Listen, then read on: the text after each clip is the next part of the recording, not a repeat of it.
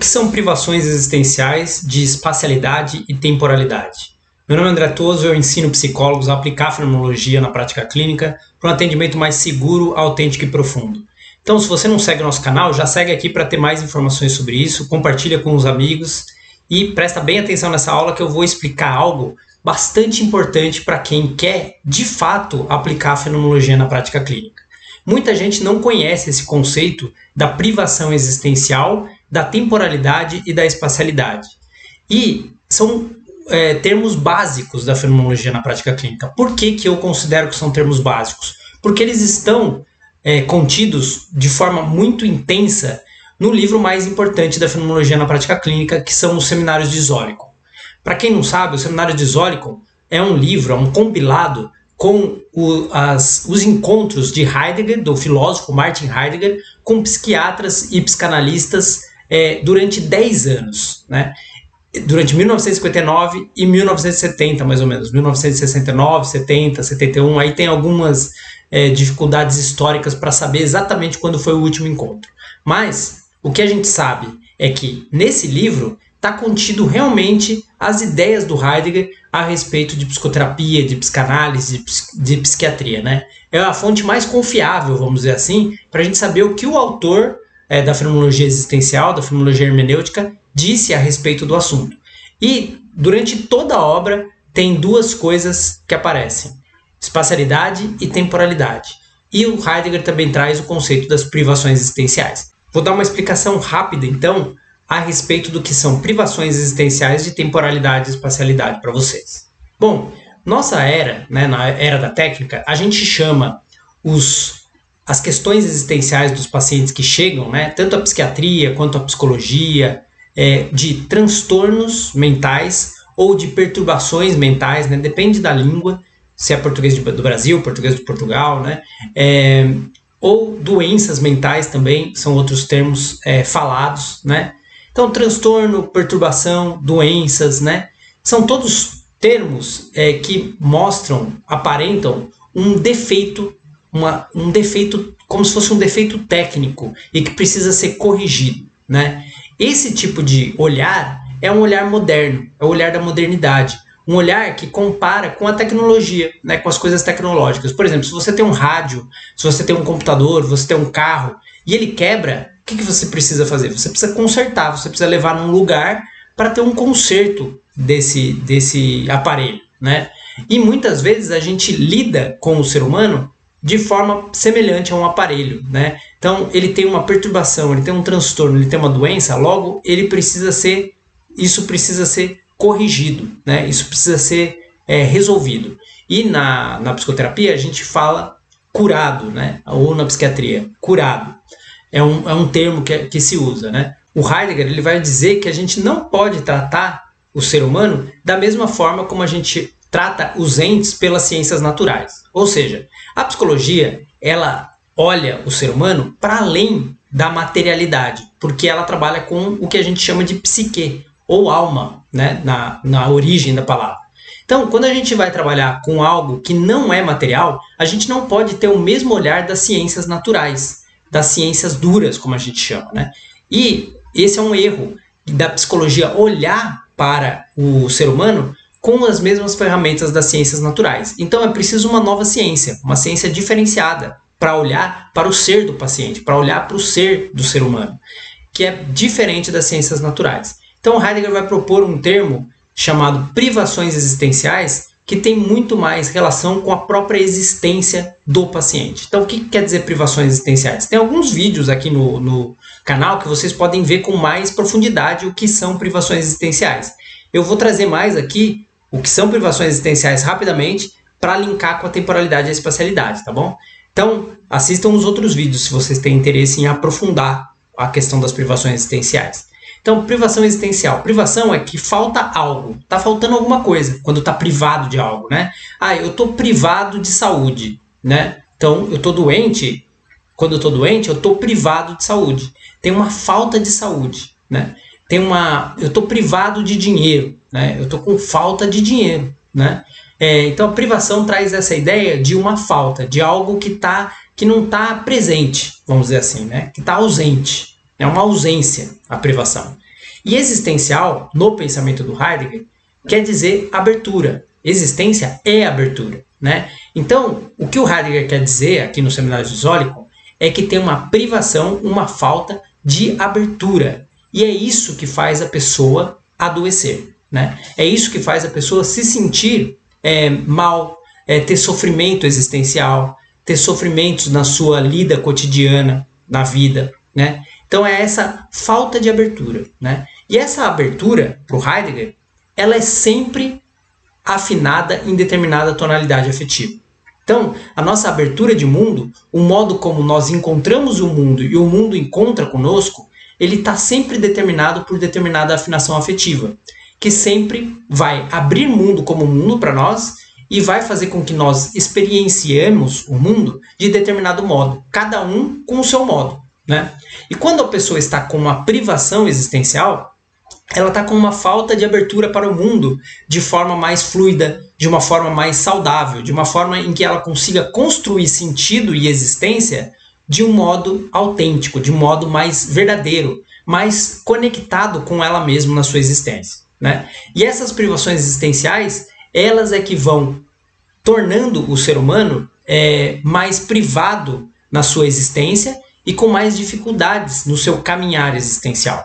E isso, é claro, vai refletir no seu biológico também, no seu físico, né? Mas isso é outra história, né? Nós temos aqui que considerar a origem do que o Heidegger chama de privações existenciais. Então, para o Heidegger, jamais a gente poderia falar que a depressão, por exemplo, é só falta de dopamina no cérebro, por exemplo, né? Como muita gente discursa hoje. Não, a depressão é uma falta de dopamina, a gente dá uma medicação, vai equilibrar e a pessoa vai existencialmente ficar mais fluida. O que acontece é que o remédio, a medicação, ela vai aliviar algo que está sendo um sofrimento que está se revelando no físico, na dopamina, na falta de dopamina, por exemplo, que é um dos exemplos, né? Mas isso não quer dizer que essa é a origem do problema, né? A origem do problema, para o Heidegger, sempre vai ser ligado ao ser. É uma questão ontológica, ou seja, a existência, né? Há coisas mais profundas, mais impossíveis de serem olhadas pelo olhar das ciências naturais ou pelo olhar do materialismo. A gente precisa olhar com outro olhar, um olhar existencial, né?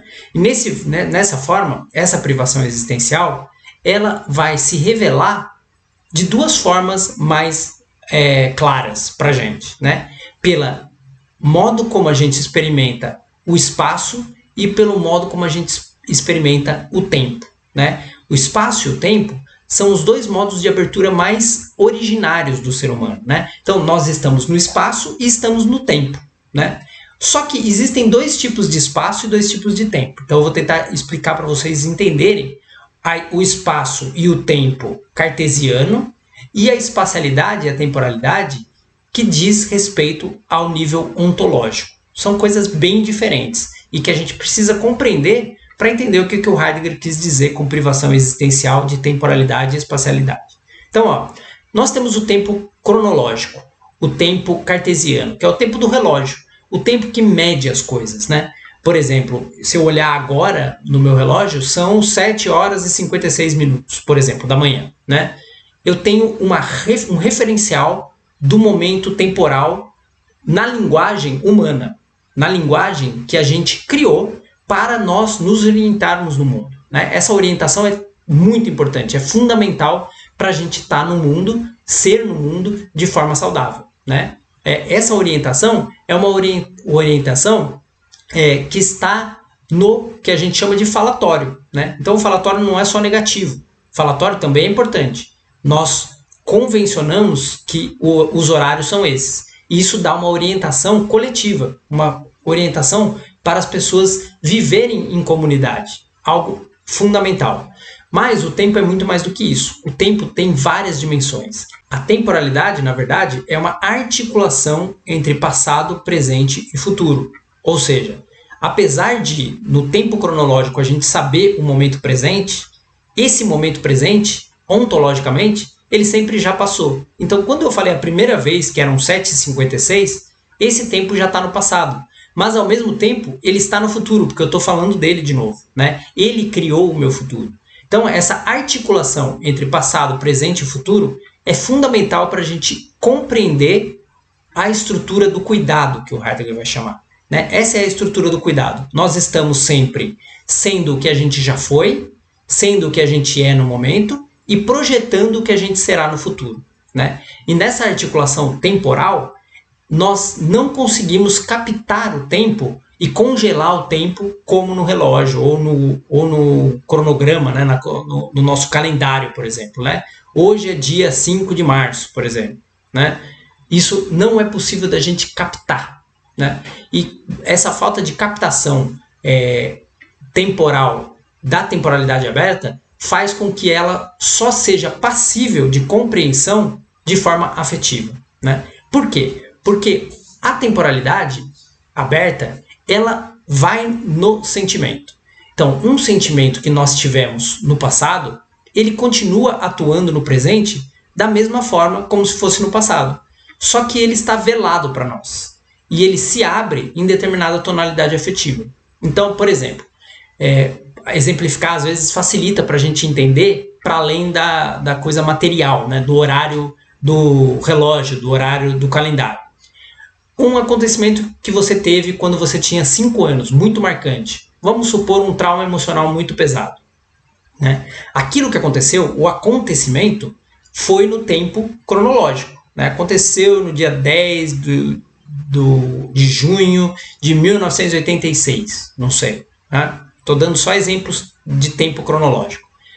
Mas o sentimento daquele trauma, aquilo que marcou o coração da criança, aquilo que marcou profundamente a memória da criança, aquilo não passou.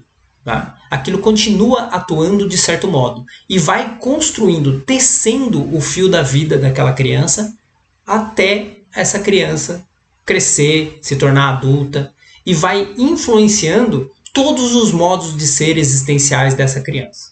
Né? Olha que coisa importante isso que a gente pode conceber através da filosofia do Heidegger. Não é como o inconsciente freudiano, é bem diferente. Né? No inconsciente freudiano ficou aquela marca do trauma e aquela marca do trauma atua inconscientemente. Não, para o Heidegger, na verdade, o que acontece é que a afetividade na temporalidade, ela está sempre aí. Mas ela está velada muitas vezes. Né? Nós não estamos assim com ela, com clareza a respeito dela. Ela só está velada. Não é que ela está escondida no inconsciente a 7 chaves. Não, ela está velada. E ela pode vir à luz a qualquer momento. E o método de investigação para isso é a fenomenologia. Por isso, a fenomenologia é a ciência do ser. É a ciência que estuda a psicologia da forma mais profunda. Né? Ela já não é uma ciências naturais, como a gente conhece, de causa e efeito, causa e consequência. Ela é um método de investigação filosófico que tenta trazer à luz aquilo que está oculto, aquilo que está velado e que precisa ser revelado ou desvelado. Né? Então, essa temporalidade afetiva, por exemplo, né? O que aconteceu quando eu tinha 6 anos, por exemplo, na afetividade, continua acontecendo. E isso vai ocasionar algo que é a privação existencial de temporalidade. Então, por exemplo, né, um paciente que passa por questões muito graves na infância e não consegue desenvolver uma existência mais fluida, ele começa a ter privações temporais. Então, por exemplo, em sintomas como a ansiedade, ele pode ter uma privação de uma temporalidade muito ligada ao futuro. Está sempre projetando o futuro, sempre preocupado com o que vai acontecer no futuro, não consegue viver o presente, não consegue viver o momento. Está sempre lançado à frente, lançado ao futuro nessa temporalidade aberta.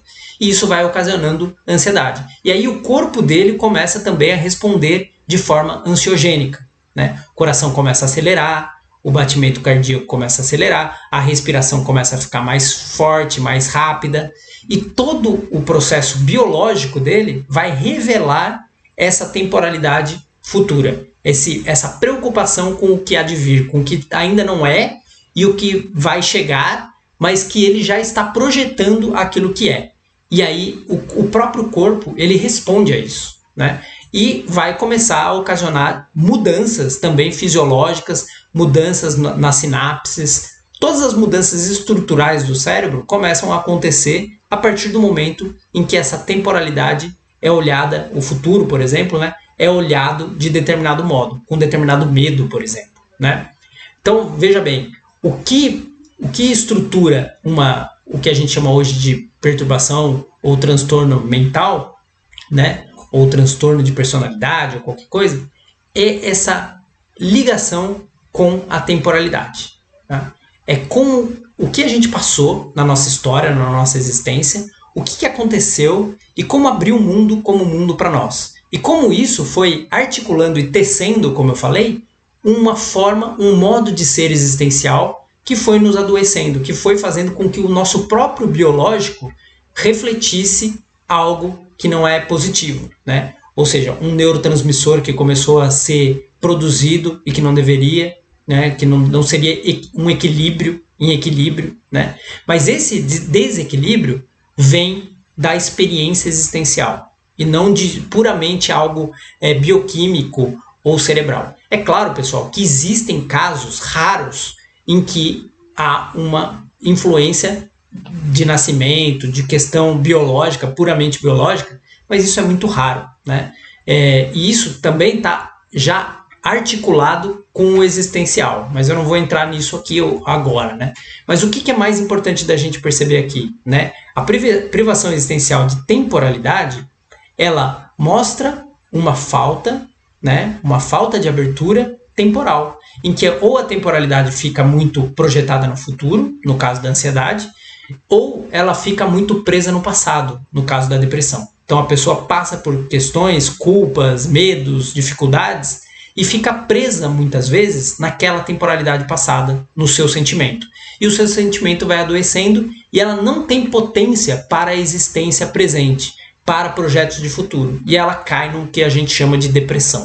E toda a articulação, todos os processos sinápticos, tudo que acontece na bioquímica cerebral vai também se moldando a isso, a esse modo de ser da pessoa, né? Então é uma diferença muito grande do olhar técnico, científico das ciências naturais. O olhar da fenomenologia é um olhar oposto, é um olhar que olha para as origens do que aconteceu e não para aquilo que está aparecendo no cérebro, né? Porque o que aparece no cérebro é o resultado da origem, né? Das origens existenciais que fizeram com que o cérebro atuasse desse ou daquele modo, né? Então isso é muito importante ver a diferença, né?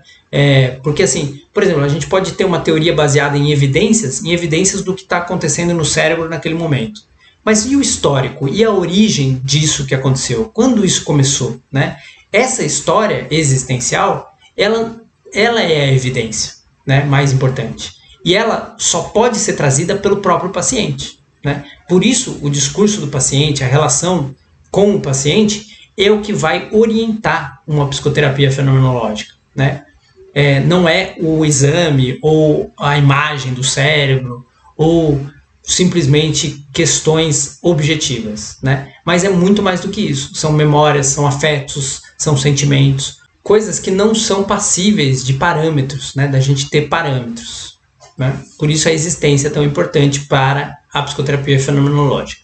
Aí nós temos então a privação existencial de temporalidade, que eu acho que deu para ficar claro, né? Se alguém tiver alguma dúvida, pode perguntar, viu, pessoal, aqui nos comentários, que eu respondo.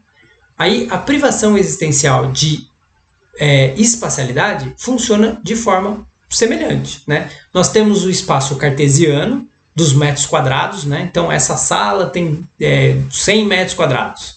Vou dar um exemplo. Isso é também uma noção que a gente produziu, criou, para dar orientação de mundo. E que bom que foi assim, né, pessoal? Imagina se a gente não tivesse esse tipo de orientação cartesiana.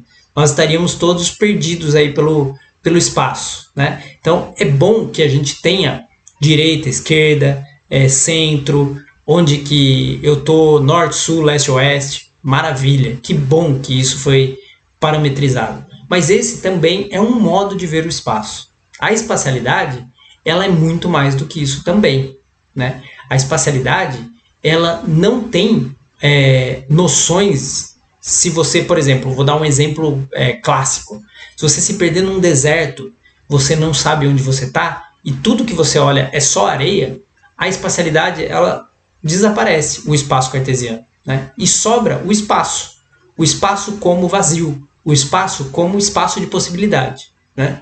E isso também acontece, por exemplo, tem um filme, que até uma dica de filme interessante para vocês entenderem melhor isso, chamado Gravidade, com a Sandra Bullock, Bullock, acho que é o nome da atriz, que ela se perde no espaço, né? Ela é uma astronauta, vai para uma missão e acaba ficando perdida no espaço, então ela se solta e ela fica perdida.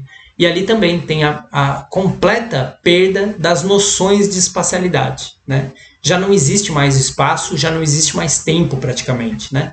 A pessoa fica completamente absorvida numa espacialidade e temporalidade aberta, né? E a mesma coisa acontece com o sentimento do espaço, né? Então, quando a gente tem, por exemplo, uma pessoa com uma privação espacial, né? Nós podemos ver claramente isso no claustrofóbico, por exemplo. É o exemplo mais clássico porque é o mais radical, né? Então ele não consegue entrar em espaços pequenos porque ele sente que não há espaço suficiente para ele ali. Mas na verdade há. Ele entra no elevador, tem espaço suficiente, ele pode respirar, tá tudo bem, né? Outras pessoas não sentem esse espaço dessa forma, mas o claustrofóbico, quando entra nesse elevador, ele começa já a se sentir mal, ele começa a se sentir apertado, né? E esse é o sentimento que ele tem daquele espaço. E muitas vezes está ligado também com uma memória, com algo na história dele em que o espaço em algum momento ficou muito encerrado, né? Vou dar um exemplo clínico clássico que eu já vi algumas vezes crianças que ficaram trancadas em lugares, né, quando eram muito pequenas. Tinha 3, 4 anos, ficou trancada no banheiro, não conseguia sair, as pessoas tiveram que chamar bombeiro, tiveram que arrombar a porta, abrir janela, né? Esse tipo de coisa deixa uma marca afetiva na criança que normalmente causa uma privação existencial de espacialidade. Ou seja, a criança pode, depois de adolescente, depois de mais velho, pode entrar num lugar, fechar a porta e ter um ataque de pânico, porque aquilo é um gatilho imediato para aquilo que aconteceu na infância, né? Eu já tive alguns casos assim.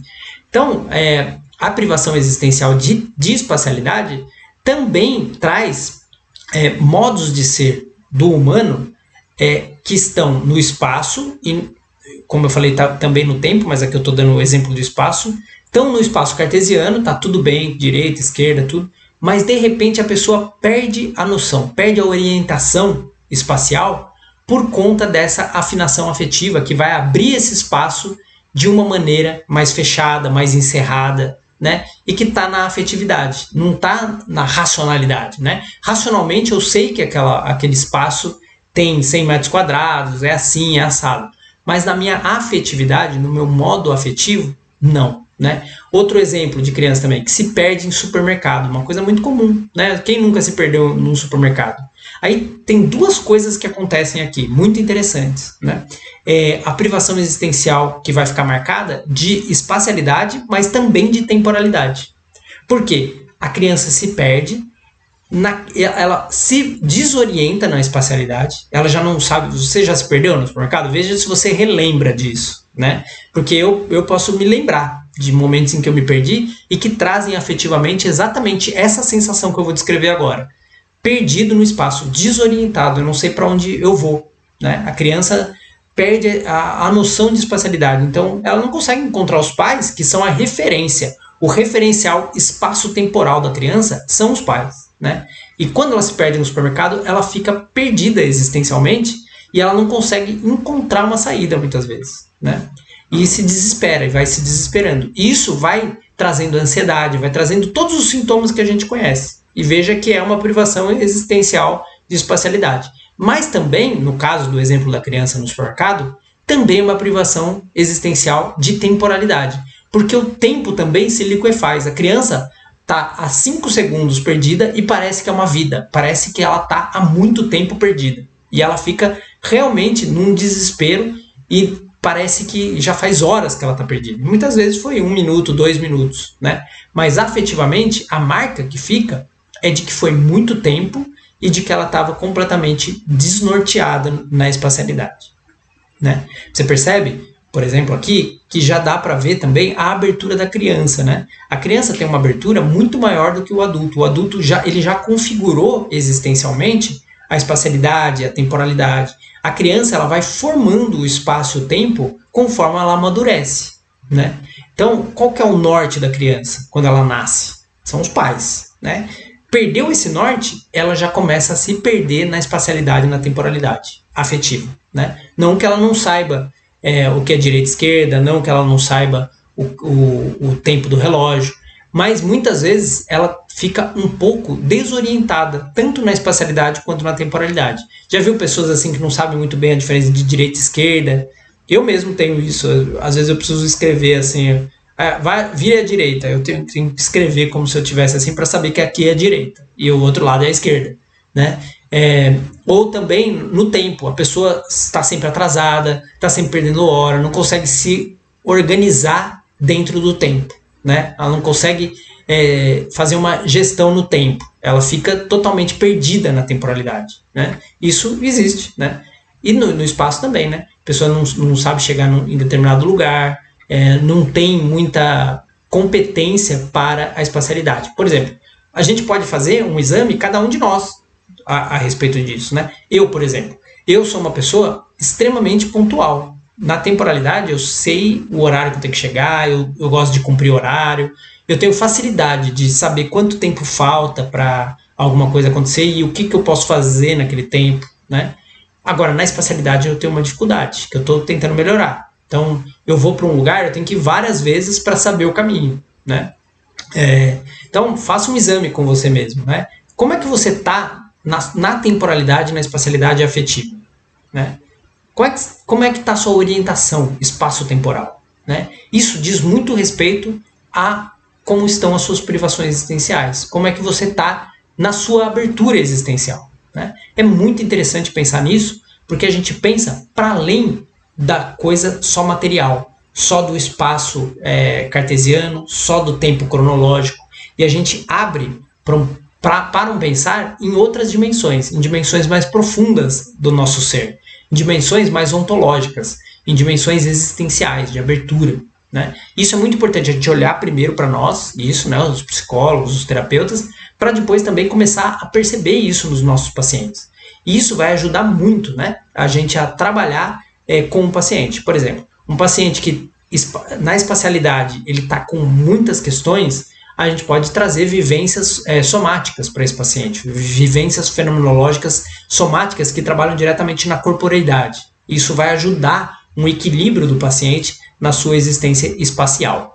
Na temporalidade, nós podemos fazer também vivências afetivas para voltar no tempo ou ir no futuro para perceber o que esse paciente precisa compreender afetivamente para que ele tenha uma fluidez maior na temporalidade, na sua temporalidade, né? Então, o trabalho com as privações existenciais de temporalidade e espacialidade, eles são centrais na fenomenologia clínica e eles trabalham, a gente pode trabalhar essas privações existenciais de espacialidade e de temporalidade, principalmente pelas vivências fenomenológicas, porque as vivências, elas são convites que a gente faz para um aprofundamento nas existência, para um aprofundamento na abertura para a temporalidade e para a espacialidade também.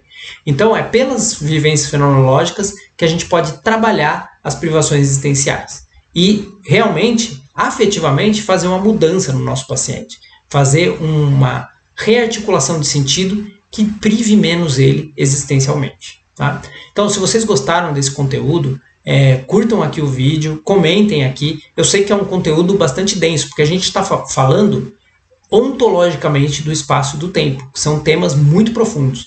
Mas comenta aqui, né? Tem ferramentas de neurofenomenologia também para trabalhar esse tipo de privação existencial de temporalidade e espacialidade. Tem diversas coisas que a gente pode trabalhar. Mas numa aula de YouTube eu não consigo fazer mais do que isso aqui, né? Dar uma explicação, trazer assim uma clareza para vocês começarem uma compreensão dessa privação existencial de temporalidade e espacialidade. Então comenta aqui, compartilhe o vídeo se vocês gostaram, curte principalmente, que é muito importante para nós, para a gente crescer aqui no YouTube, tá bom? Tudo de bom para vocês e eu vejo vocês no próximo vídeo.